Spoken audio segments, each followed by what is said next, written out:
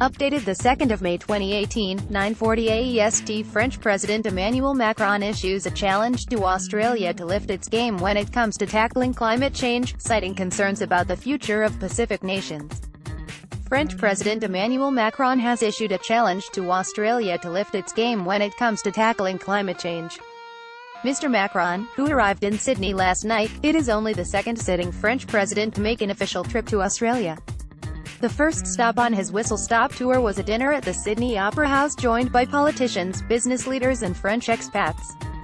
During his speech, the president called on Prime Minister Malcolm Turnbull to show the power of conviction and display courage in confronting climate change, despite the ideological hurdles he may face in both the parliament and his party room. "I am fully aware of the political and economic debate surrounding this issue in your country, and I respect this," Mr. Macron said, "but I think that actual leaders are those that can respect those existing interests, but at the same time decide to participate to something broader, to something more strategic." In launching the plea, Mr. Macron suggested some of Australia's closest neighbours feel the effect of climate change more acutely than others. "When I speak about vulnerability, I want to speak obviously about climate, which is an absolute priority," Mr. Macron said. "Numerous states in the Pacific are at direct risk of disappearing completely in only a few years if we do not take action. How could this life be better if we decide to sacrifice the life of our children?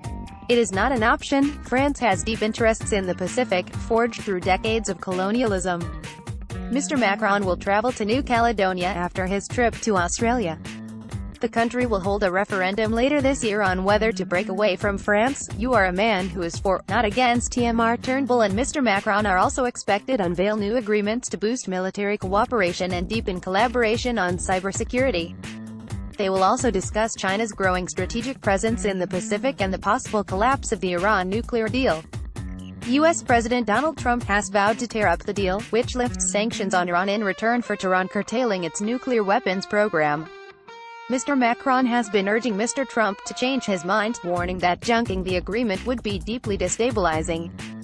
Australia has also been pressing the U.S. not to abandon the deal, but it has been much less forceful in its advocacy than France. Mr. Turnbull also heaped praise on Mr. Macron at last night's dinner, paying tribute to his vitality and ambition. "You are a man who is for, not against," Mr. Turnbull said. "We might say, always on the front foot, always a glass half full, not half empty."